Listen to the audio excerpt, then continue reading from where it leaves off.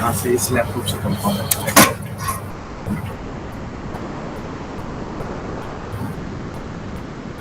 Professor, can we start? Sure, anytime. Yeah, I'm ready. Okay. Dr. Saifali, please introduce Professor Kaushik. Yes, sir. Thank you.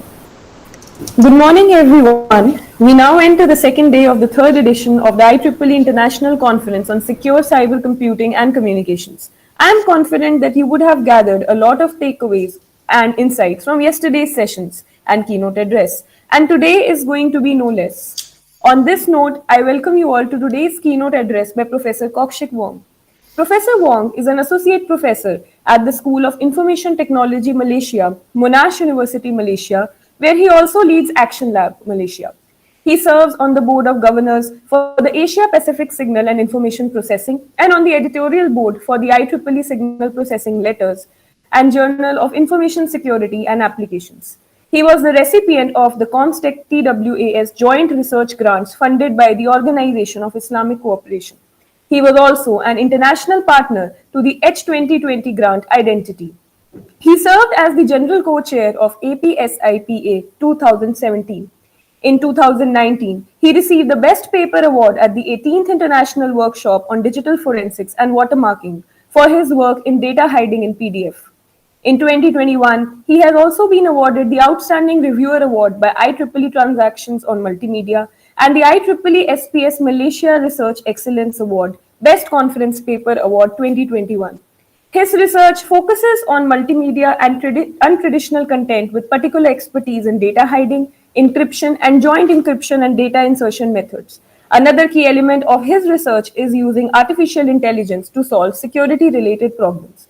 We feel honored to have you, sir, and we request you to begin with the keynote address. Thank you, Dr. Shafali, for the wonderful introduction. Thank you, and good morning and good afternoon. my place is actually afternoon, but yeah. So let's get started. I'm going to share my screen, and let's see how it goes. Okay, so first of all, I assume everybody can hear me, and let me know if you cannot see the slides. All right.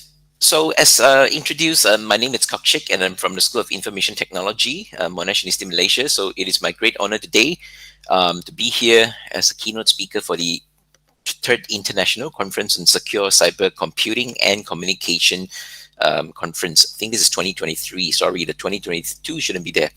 Okay, so the title of my talk is Recent Advances in Complete Quality Preserving Data Hiding. So this is the agenda of my talk. I'm going to give a little bit of background, then talk about data hiding in general, and I'm going to introduce what it means to achieve complete quality preservation, and then I'll share 3 examples, then a bit of future outlook. So background. Now, we live in a world where we can easily create, edit, broadcast content. So everybody can do that. If you have a phone, you're pretty much, set for all the things that I've just mentioned. Nowadays, with generative AI, we can generate photorealistic images as well as videos. And so obviously we're going to face a challenge in distinguishing the fake or the generated content from the real, genuine ones. Okay, so with those capability, we also face the issue of disinformation, fake news, etc., etc. Now, on top of that, one of the traditional problem is that when you created something nice or when you take a nice picture, people may steal it and use it without your consent or without paying any loyalty fees. Another issue is that when we leak a document out, so let's say if we are handling a document that it's supposed to be private, it's supposed to be protected, but for whatever reason it is leaked out. Okay, it is leaked to the public domain, and we want to be able to trace who are the ones that spread the so-called secret information. And one of the solutions to do all this is data hiding, which is the main topic of my presentation today. So how do we interpret data hiding? So there are actually two ways to do it. One is to take a data and insert that into a host. So the notion of host is very important. Host could be something just to carry the message, or it could be the very item that you want to protect or you want to do something to that. Another interpretations of data hiding is that you hide or mask the data of interest. So a typical example for this is encryption. Okay, you hide the meaning of the content. And what we are going to focus on today, it's interpretation A, where we insert data into a host. All right, so let's move on. Hey, how come it doesn't move? Okay, so data, it's actually hidden everywhere. So this, I'm very sure these are no strangers to everyone. So for example, if we talk about NBC News, if you have noticed, this actually resembles the feather of a peacock. And what it means is that, NBC, it's very proud. They're very proud of the news they broadcast. So that's why they have this hidden information there. Now, if you look at the Federal Express, everybody know that this is a courier company. You can see this arrow over here, to signify that they can transport your goods, transport your packages in a quick manner. The same goes for Amazon. You can see that that's an arrow from A to Z that basically says whatever you want in that can be spelled out from A to Z, they have it. So those are the information that it's available out there.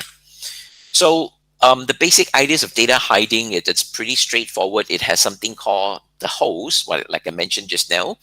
And then we want to put some information into the image. So we go through this insertion process. Now, the information to be embedded or to be insert could be something that we extract from the image itself, or it could be something external to the image. It could be the owner's information, where the where the picture was taken, and so on. So those are external to the image.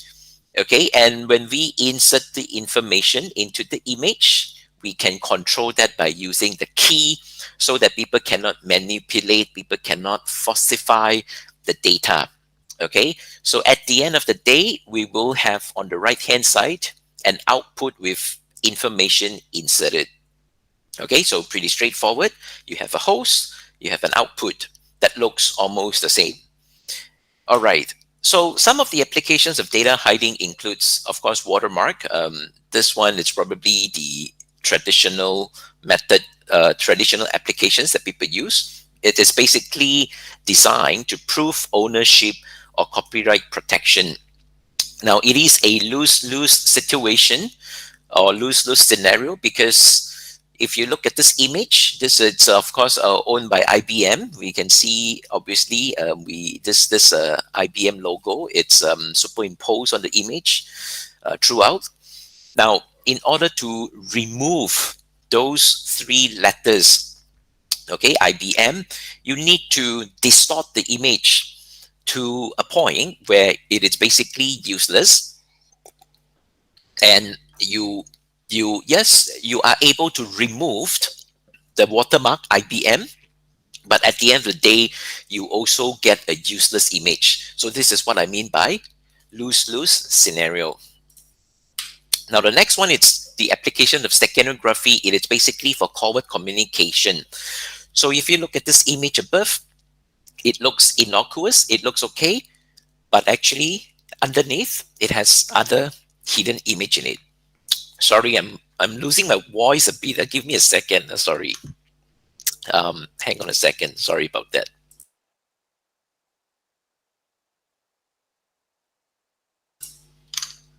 Okay, I hope this will last until the end. Sorry. And the next one, authentication. We can see obviously the image on the right hand side. This is not This is not real. And we insert data, okay, so that later on we can verify that this image has been tampered with or someone has done something to that. Another one is fingerprinting. I mentioned a little bit about people leaking information. There could also be scenario where we buy some media, let's say a song, we buy it and then we distribute that. Maybe we resell things, we resell the song at a lower price, and we want to avoid that.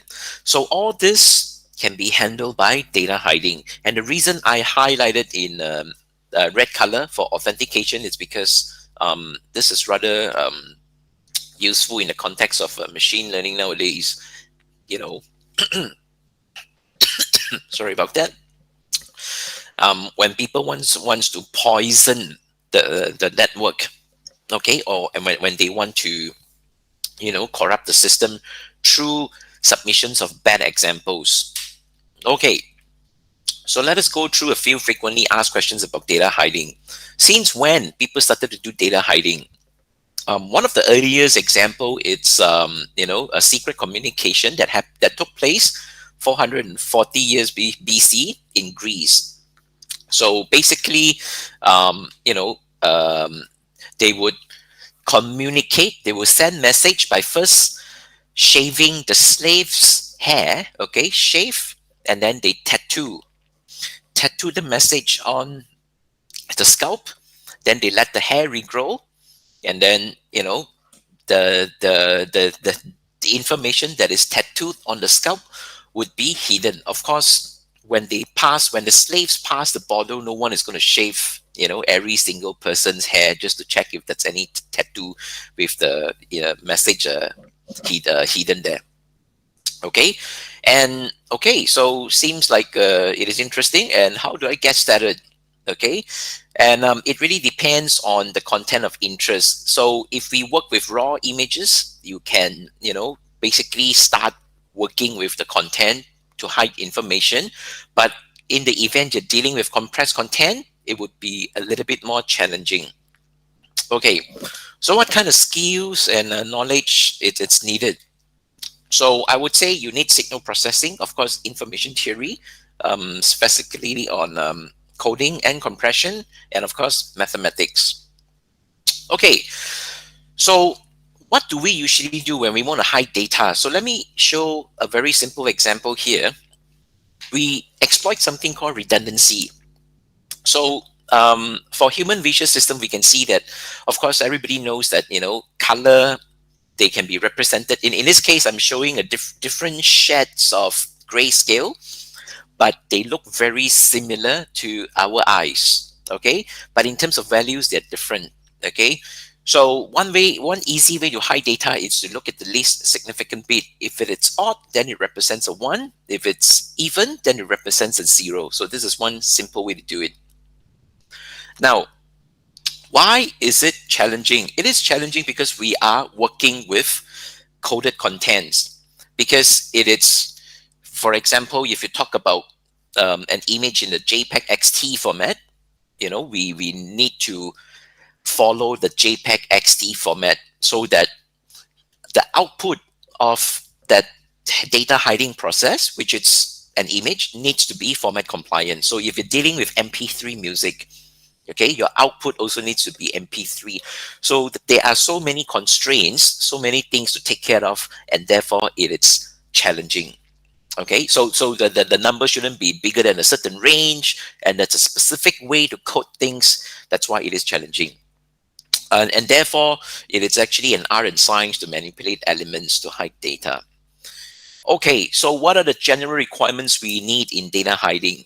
We need the output to be of high quality. Okay, so we want, whenever possible, the output, okay, to be very similar to the input. Okay, of course, the closer they are in terms of their image quality, that would be better. At the same time, we are very greedy. We also want to have large payload. We want to insert as much information as possible. Now, robustness has different notion in different application scenario, but most of the time when we talk about robustness, we want the insert data to be able to survive various forms of processing. So, for example, like the watermark image just now, we want it, this image up here, this eager image, we want it to survive any form of compression or any form of image processing techniques. So let's say if you crop the image, well, the IBM three letters are still there, and so on. If you rotate it, of course, it's still there. Yeah, so that's what we mean by robustness. Secrecy. Hello. Okay, so secrecy refers to the existence of the inserted data that should be uh, secret. Okay, we don't want people to be able to extract and decide whether or not a hidden data it's exists in this document or not. And fragile, this is very important because this is the one that people can use for content checking.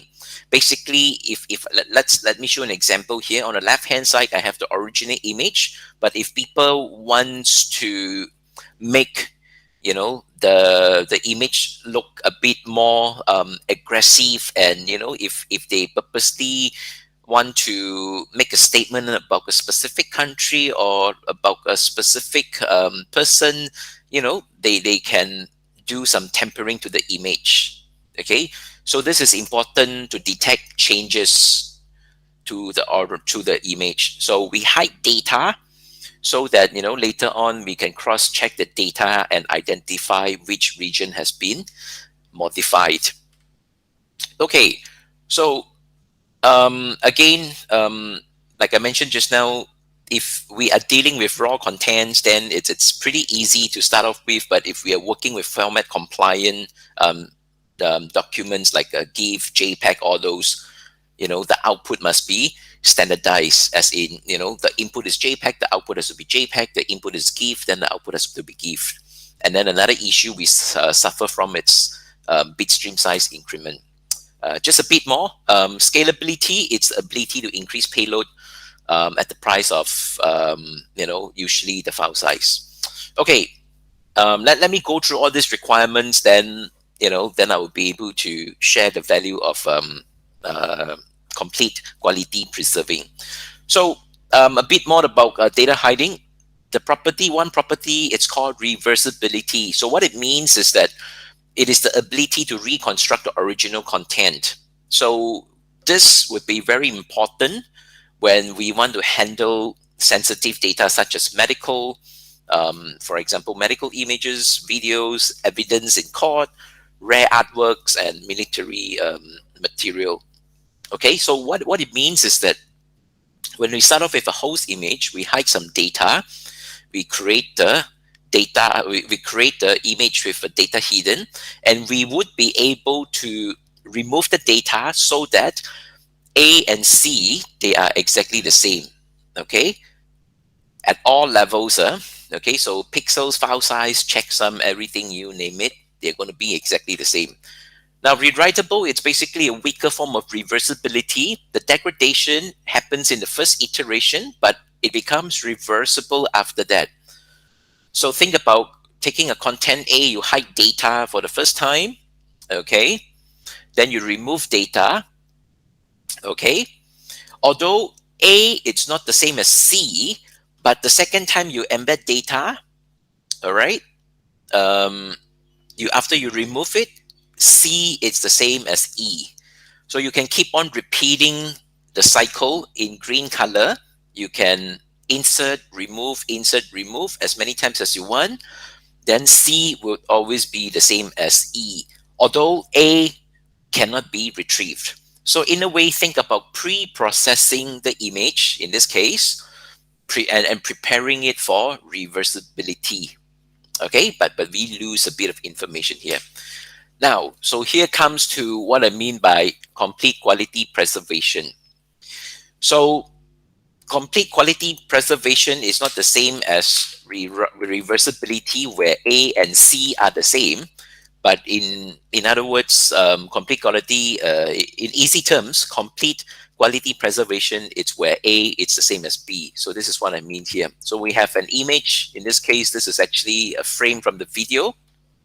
We hide data and we get the output B, and A and B, they are exactly the same.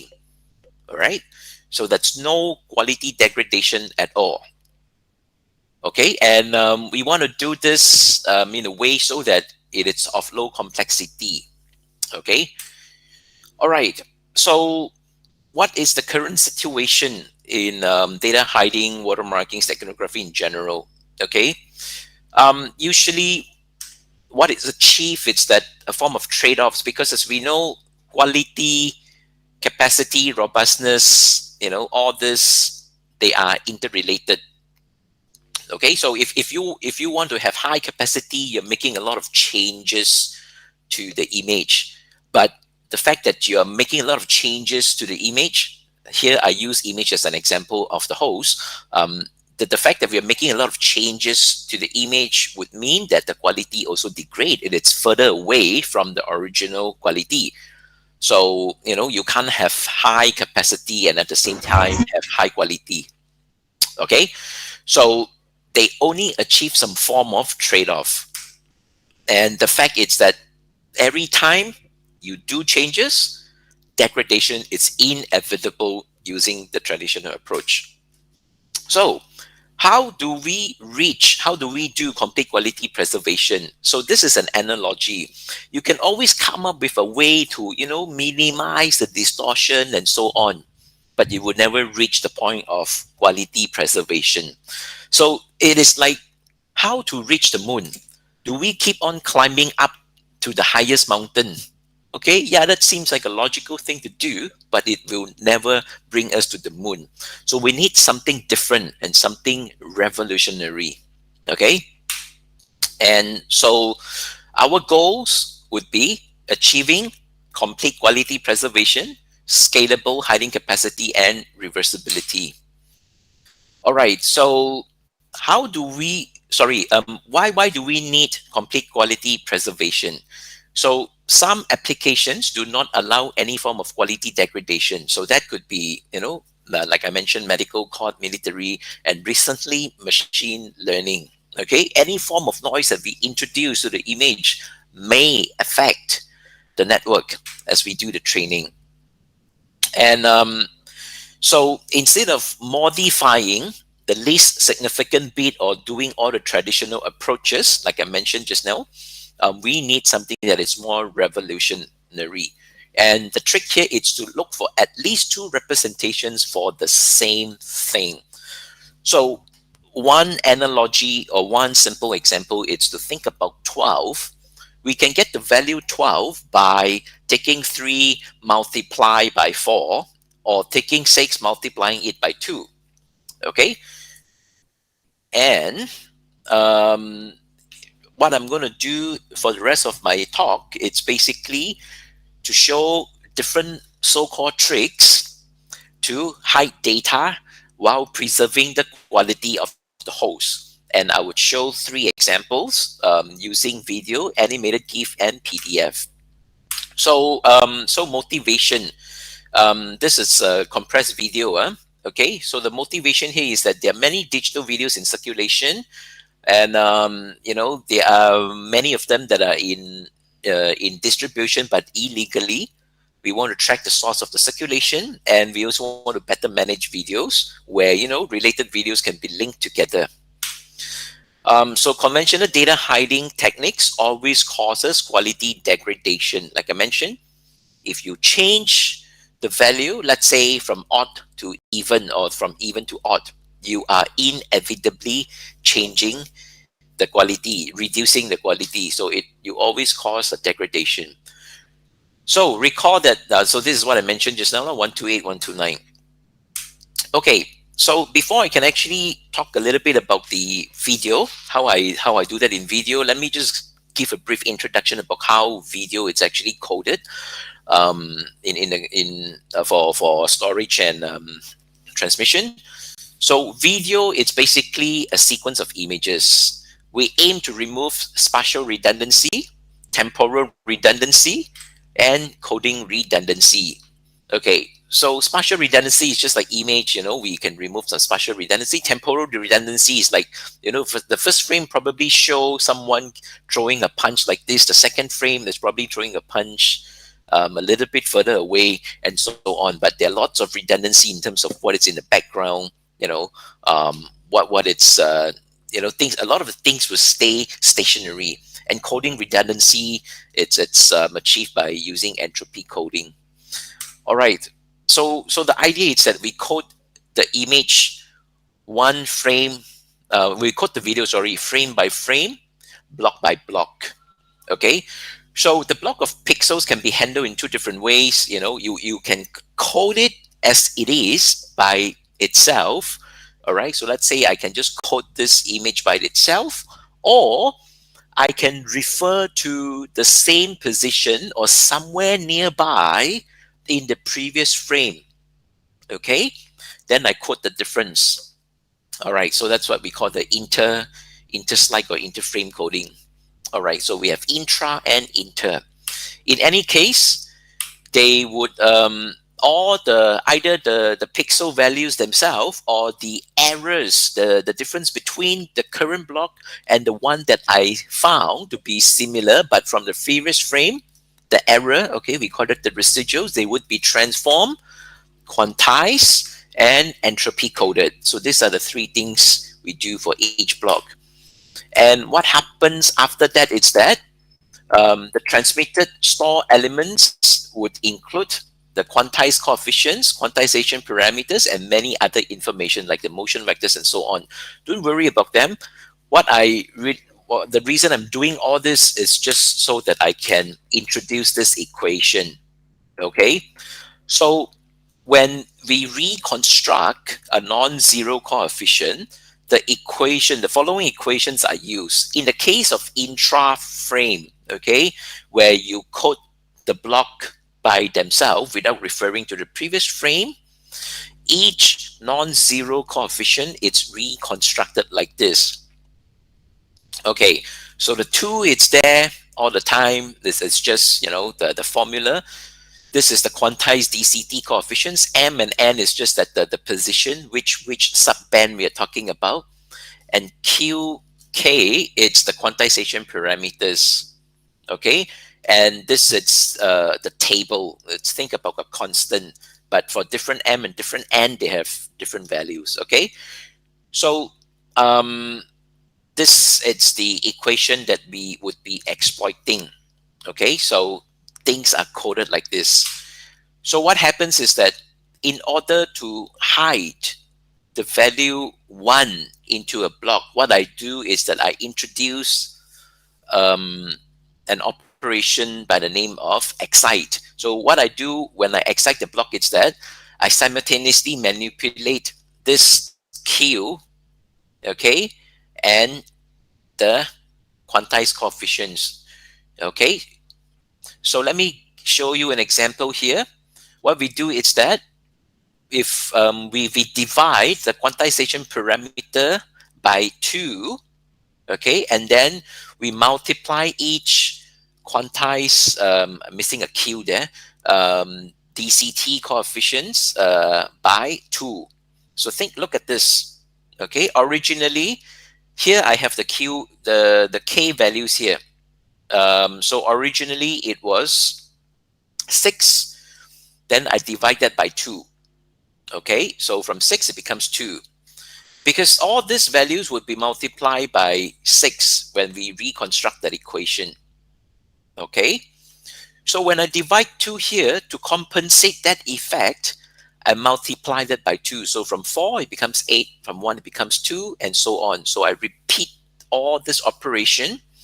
And what you can see is that, it's a very straightforward verification. Divide by 2, multiply by 2. So when we reconstruct that equation, the thing on the left-hand side remains the same. Okay, because this value remains the same, the quality is completely the same.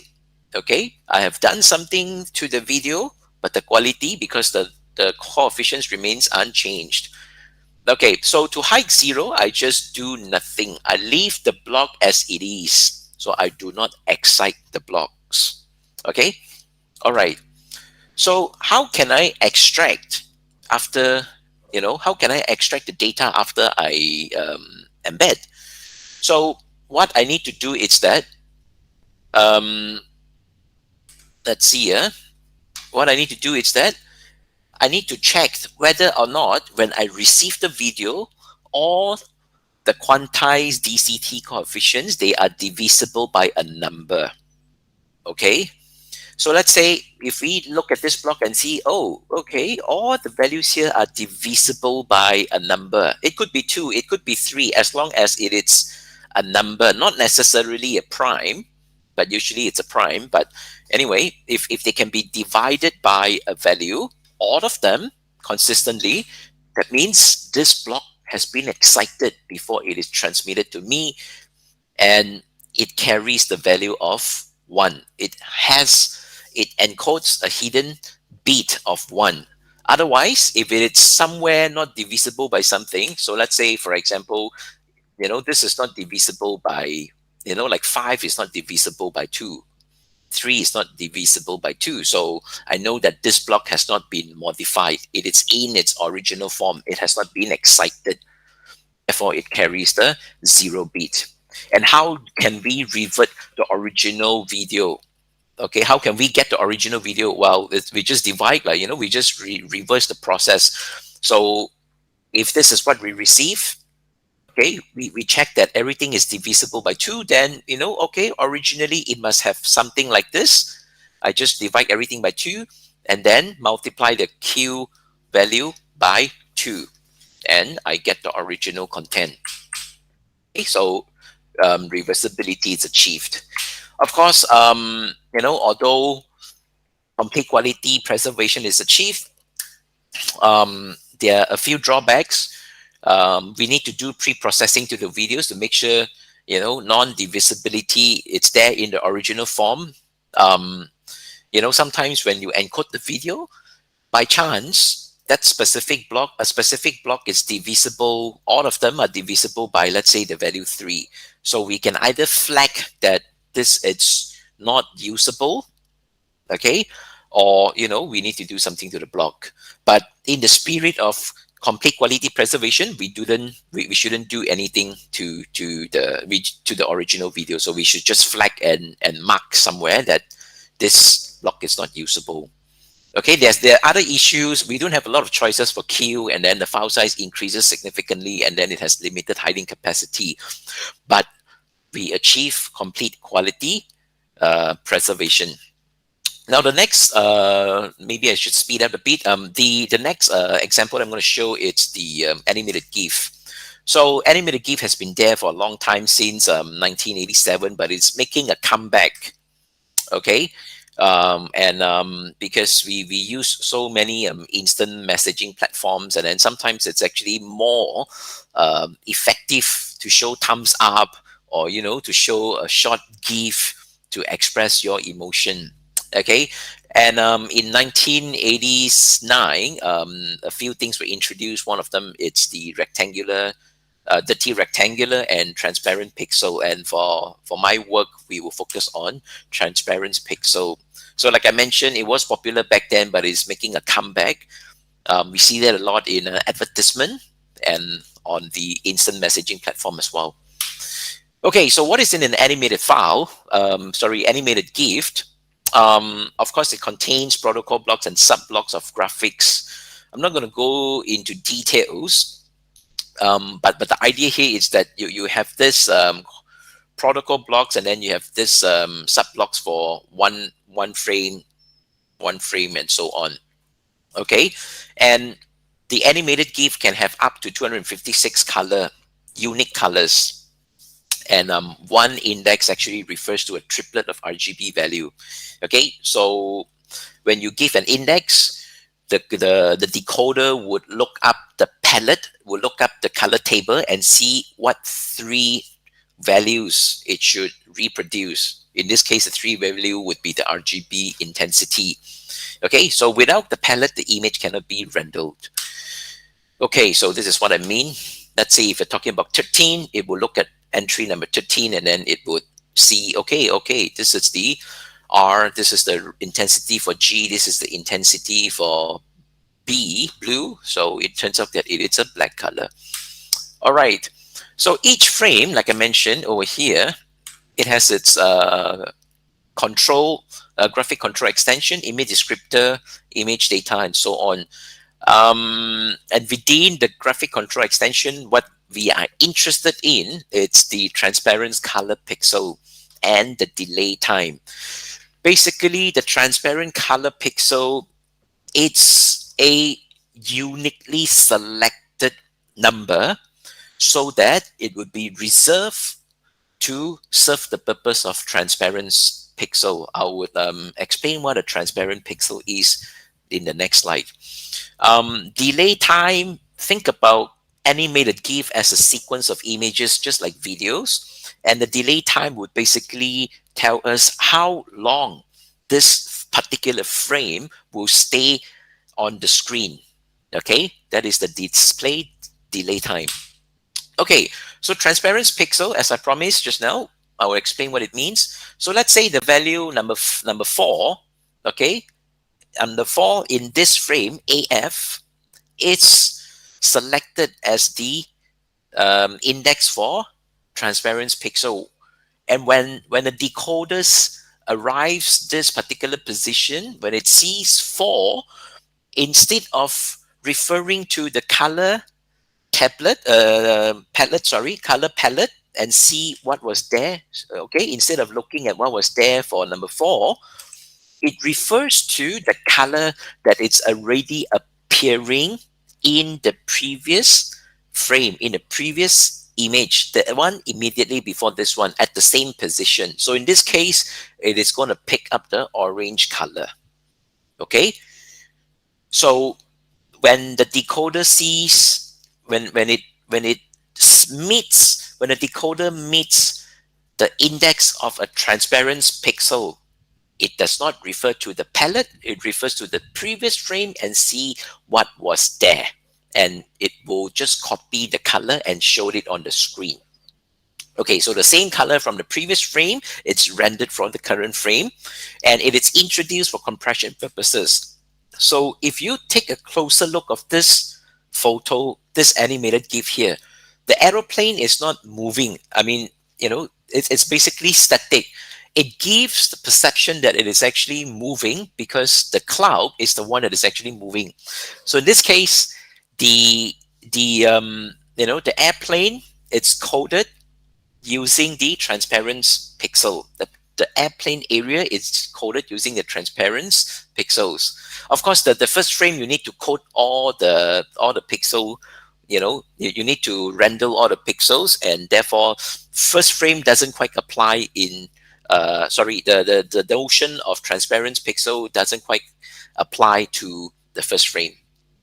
Okay, so here's another example. This is an animation for the bunny that is running. We can see that the background is not changing. The only thing that changed is the bunny. Okay, so that we can code the background using the transparent pixel.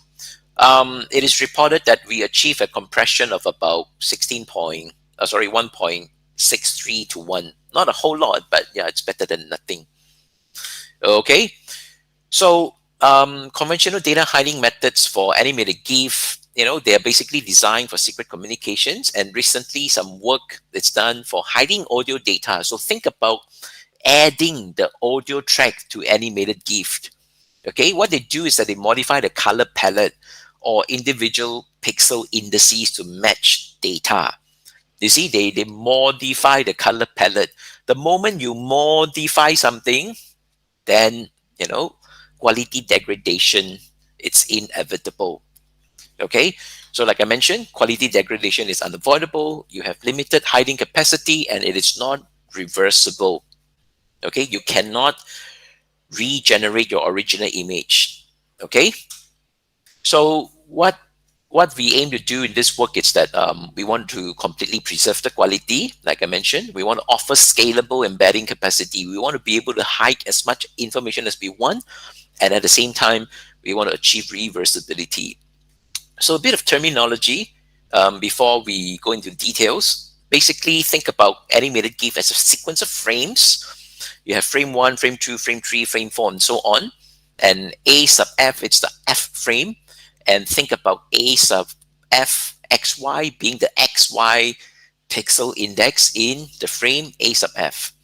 Now, the basic idea that we come up with is to inject a new frame. Okay, so think about originally we have frame 1 and frame 2. And to hide data, I inject a new frame. Okay, so think about 1 prime, or just think you can call that, frame X, anything you want. Okay, and of course, we can repeatedly do this. I can insert a frame between frame 2 and frame 3, frame 3 and frame 4, and so on. And also, because I've injected a frame, right? Let's think about A1 and A1.5. And between A1 and A1.5, I can insert another one. So I can keep on adding frames in between to do data hiding. And what I'm going to do next is just use odd even embedding to hide data. And how can we do that without degrading the image quality? It's to use the transparency pixel. Okay, I'm going to skip the delay time a little bit. As I mentioned just now, delay time basically controls how long a frame should stay on the screen. Because I'm adding new frames, okay, which is going to look exactly the same as the previous one, I need to reduce the duration of the first frame when it appears on the screen. Okay, so this is more on the perceptual control on the temporal domain. Anyway, so what we do is that when we get a new framer, when we inject a new frame, we assign color indices to each pixel location in a newly injected frame. So what we do is I just copy whatever that was in there in the previous frame. I just copy. Okay, the fact that I copy everything from the previous frame, Excuse me, sir. Sir, yes, your screen, I guess it's not, some other screen is getting shared. some other shared screen is getting shared. Can I share again? Yes, sir. Hang on a second. Windows. This. Oh, I'm not sure what happened. Hang on a second. Okay. That just happened, or it has been there for long already? No, no, sir, just happened. Just Yeah, I happened. guess somebody by mistake shared their screen, so your screen wasn't visible. Okay, this one. Let me try that again. Can you see now? Is that okay? Yes, sir. Yes, Thank you it's so okay. much. Okay, great. So that was the delay time. I spoke a little bit about that. Yeah. So I copy from the previous frame. So things looks exactly the same. All right. You have 2 frames that looks exactly the same. Originally, let's say the first frame shows up for 30 milliseconds. The second one, well, because for the fact that I added a new frame, okay, they look exactly the same. I can make the first frame to appear 15 milliseconds and then the second frame to appear 15 milliseconds. So perceptually, it looks exactly the same. That's no changed. Okay. So, and then of course there's a different scenario that we need to take care of. But basically, we want to see if the previous frame has any transparent pixel. If the previous frame has no transparent pixel, then we don't do anything. Okay, and if the previous frame has a transparent pixel, then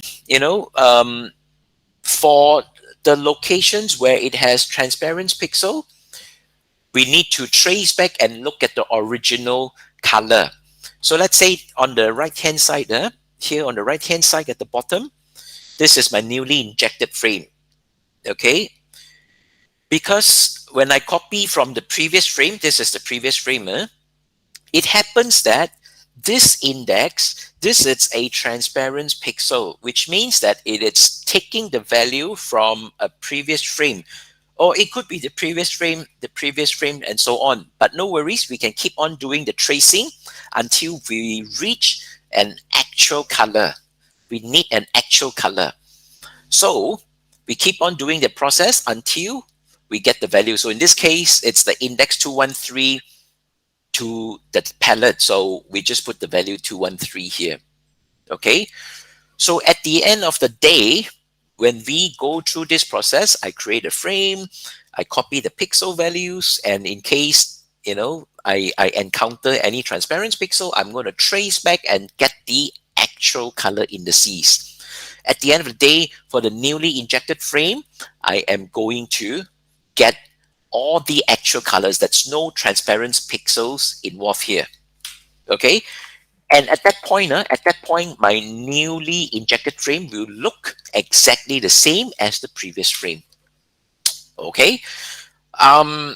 So I'm not going to go through the details here because it's going to do some case analysis. But the idea is that, okay, if I want to hide the value of 1, okay, we will just use the original color.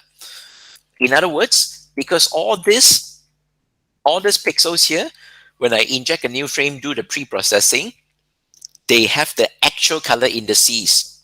At that point in time, all of them encode the value 1. Okay? If that's what it means. That's the rules that we're going to use. But if you want to encode a 0, if you want to transmit a 0, then you use transparent pixel. Okay.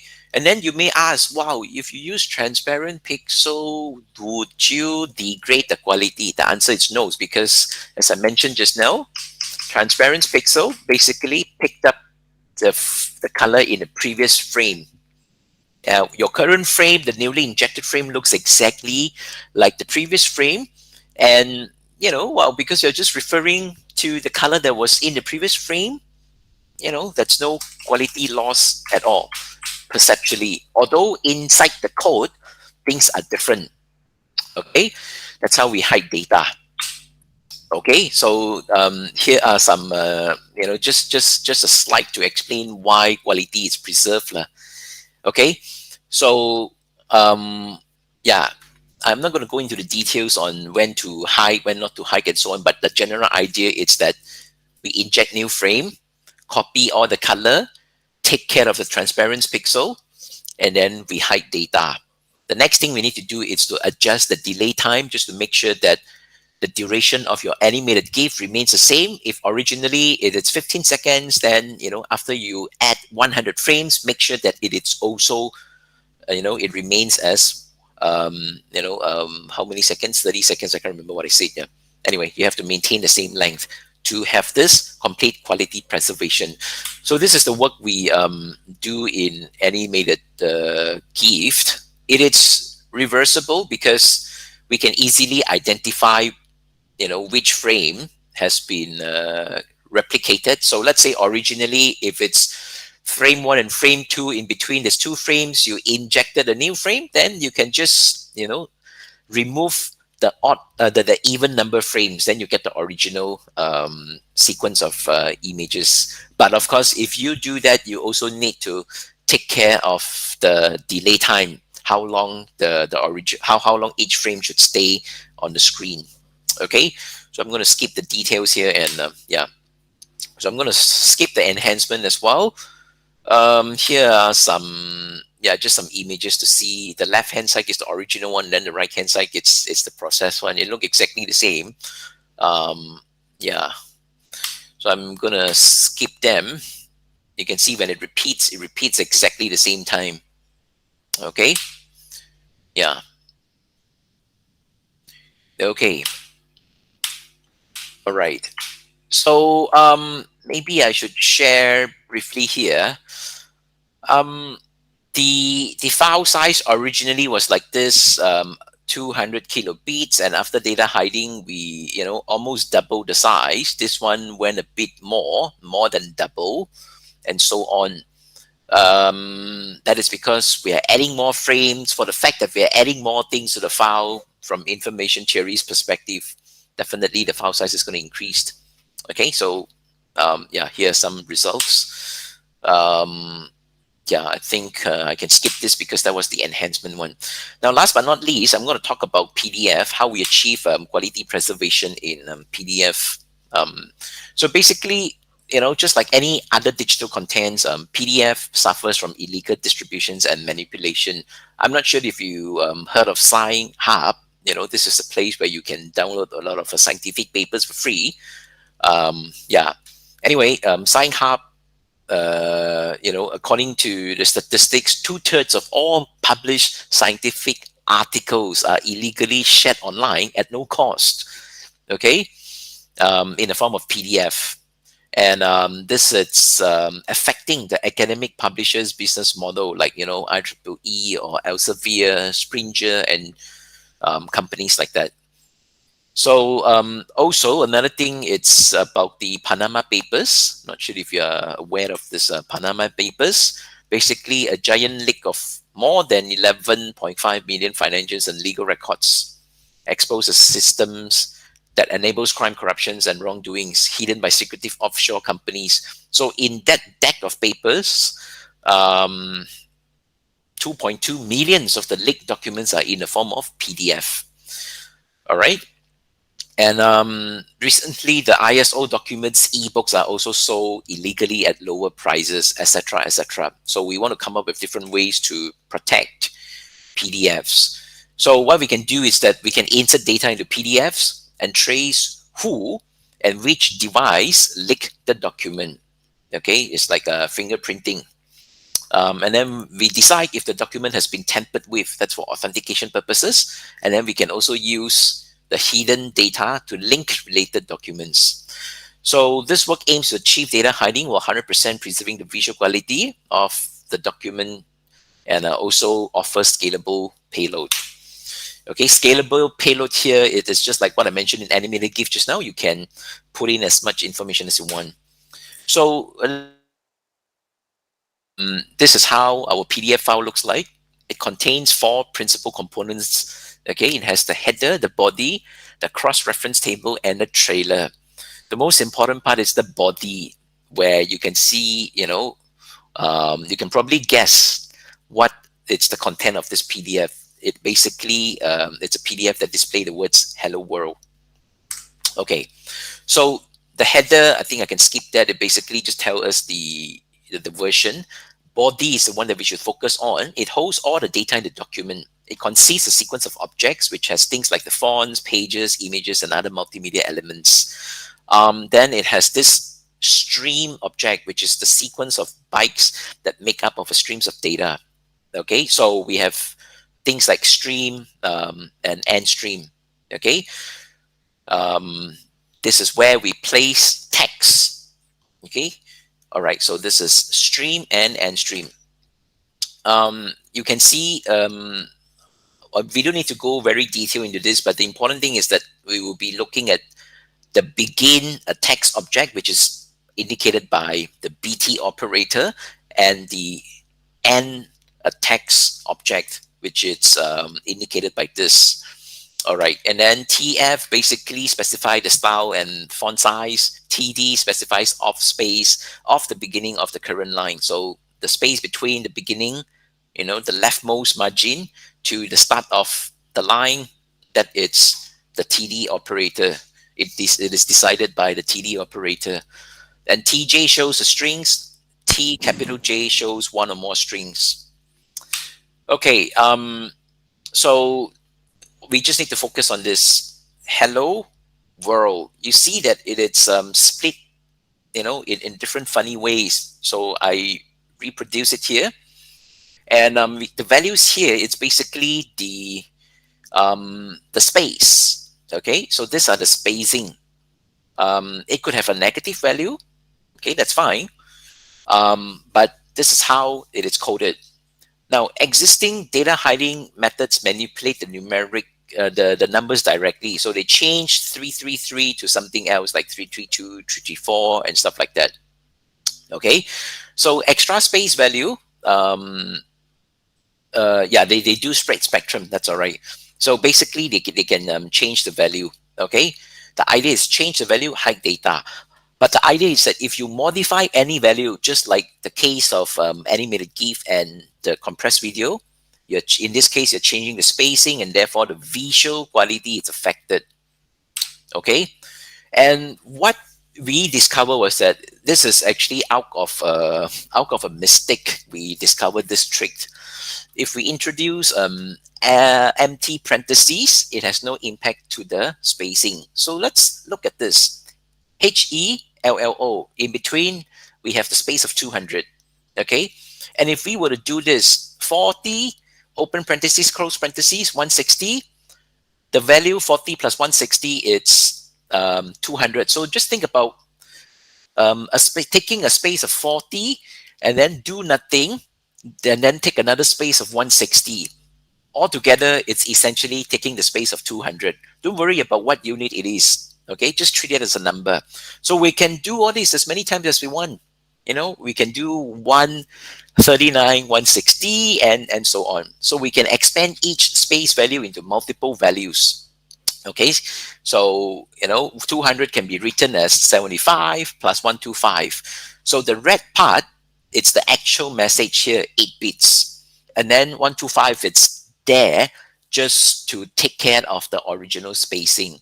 So by just one value itself, you can hide as much information as you want. Just one value, as long as you have one value, you're done. Because you can add this sum, you can come up with the number 200 in infinitely many ways. Okay, so yeah, we can play around with that to hide data. Of course, we after we hide data, we need to do something to the header, something to the body, and cross-reference tables. And I'm not going to go into details like that. But the idea here is that the most important piece of idea is that we discover empty parentheses has no impact to the spacing. So imagine this: before hiding, I save the image, I save the PDF file as an image, and then after hiding, I save the PDF as an image. Then I look at the pixel in both images; they are matching 100%. Okay, so that's why I call that complete quality preservation. Okay, so scalable capacity, it's easy to achieve, like I mentioned. Even just one value, for example 200, you have infinitely many ways to get 200, so you can hide as much information as you want. It is reversible because it's very simple. The moment when you receive the file, you see this, oh, okay, these are empty. All you need to do is just take away those empty parentheses, add them together, you get original 200. Very easy to revert back to the original content. Of course, what we have is that we have this file size expansion, and we also need further mechanism to protect the technique. It's easy to change. It's easy to be changed by other people as well. I can easily hide data, but the hidden data can be easily modified. Okay, so we use part of the PDF built-in features to cater for that, which I'm not going to go into details. There could be a bit of dependency on the PDF converter. When you use PDF LaTeX, things appear in a different way. And when you use floating point, our method will not be usable, and so on. When you use hexadecimal, our method can still use. Okay, so yeah, I'm going to go into the details of the results and so on. I can share the slides if anyone is interested. So I shared 3 techniques, and here it's the future outlook for complete quality preserving data hiding. More and more techniques are being proposed. You can look at HDR images, PDF documents, Word file. Every time you have new coding standards, you have the opportunity to hide data, that's one, and to achieve complete quality preservation also. Okay. And there are many unexplored encoding standards, including, FIRE, which is usually used for medical records. It has a lot of potential there. Um, we need a formal definition to capture the notion of complete quality preservation. What does it mean in the spatial domain? What does it mean in the temporal domain? And what does it mean from the entropy perspective? So I have a new project going on to formalize this. And from a different perspective, what can we, instead of starting with a content, okay, when we can generate an image with hidden data, why do we need to worry about quality of the original content? Because all the examples that I've shown you, we always start with something. We start with a video, we start with an animated GIF, we start with a PDF file. But if we can use generative AI to generate images with data, why do we need to worry about quality? Okay, this is what we call coverless data hiding. And not necessarily generative AI techniques. I have a few papers where we generate some patterns that can be used for wrapping papers. That kind of repeated patterns like fractal. They can hide data as well. Okay, so what else I do for my research? I am by training a signal processing person. I work with different contents. Recently, I start to venture into high dynamic range imaging. I started to do this since like 5 years ago, but a little bit more intensive nowadays. I work with different format compliance techniques, and that's a video of myself. I talk about two data hidings approaches. One is like encryption. Another one is like watermarking, steganography, and so on. I'm actually doing both. I wrote a survey paper. If you want, you can look it up. And I also do some computer vision work, background, foreground, separation in a compressed domain, transportation related like lane departure detections, passenger counting, vehicle counting, micro expressions recognitions, and so on. Recently, I have a student working on this, mapping from low dynamic range image to high dynamic range image. So it's using generative AI, and this is a student. He is from India. He is from Tata Solutions. So he's taking a 3 years study leave, and he's in my lab studying this. Another one is music in AI. Before I end, this is I'm playing different roles, as in just like any other security researcher. If you want to do research related to security, you need to be both the bad guys and the good guys. So as a good guy, I detect phishing sites, I detect clickbait videos, I detect energy theft, and then I also secure network packets in addition to what I've shared with you. As a bad guy, I attack watermark audio. I attack mouse authentication systems. This is a recently published paper in Transactions, Information Forensic and Security. And then I also attack encrypted video. This is in IEEE CSVT. So these are just some of the good places where you can look for journal papers if you're interested to venture into security related research. The top one is Transactions on Information Security, Forensics and Security. For conference, for the work that I do, Information Hiding and Multimedia Security, this is the top conference, and followed by WIFS. Here are some of the researchers in data hiding. Like I say, I will share the slides so you can look at them. And I work with quite a number of them on the list. So I'm recruiting new students. If you're interested, drop me a message. Or if any of your students are interested to, further studies, feel free to ask them to contact me. So for the work that I shared today, I would like to thank my former students, Muhammad Nazmi and Professor Minoru Kuribayashi, because they are the collaborators for the work that I've shared today. A bit of advertisement time. We have this conference going. The paper submission deadline is June 7. This is happening in Taipei. This is called APSIPA Annual Summit and Conference 2023. Okay, so thank you very much for your attention. I hope I didn't put everybody to sleep. Thank you very much. Thank you so much, sir. I think everyone got remarkable insights, and they are going to go back with a lot about data hiding. I open the stage to participants to, if they have any queries, please go ahead.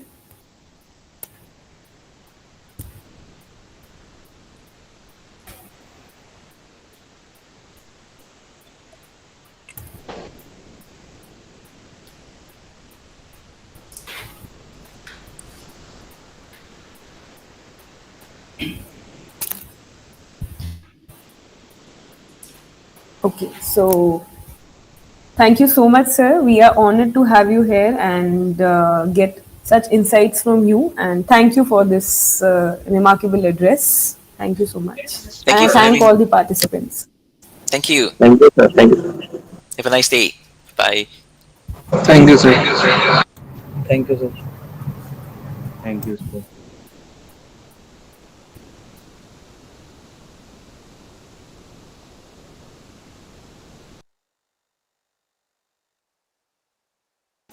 So we'll be having the next session of the conference. So you can join your respective links and continue with your sessions. This is for all the delegates who have their paper presentations right now.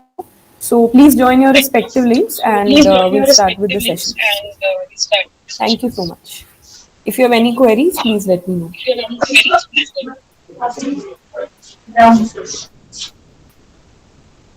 Hello, ma'am. My paper ID is 528. Okay. And I'm Farah Al. Your ID is 528. Excuse me, ma'am. Nazia, ma'am, I have already shared the link which you are required to join in the chat. Please check it.